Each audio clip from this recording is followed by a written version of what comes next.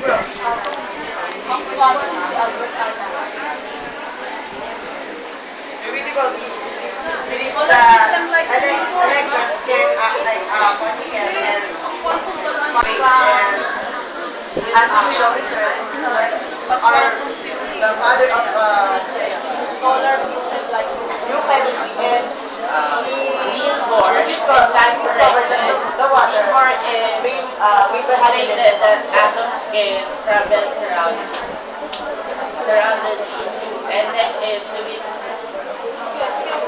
next is Louis de Broglie. Parang mali yung theory niya, no? Niels Bohr, ano diba, it composed of nucleus around and nucleus inside protons and neutrons. Electrons are moving around it. Electron is not the atom. Run down crazy outside because we combine all the observations of the experiment by the other and act like particles involved as waves formulated the other like a light. Ilago ng ingay nyo. Isasanan nyo lang yung bibig nyo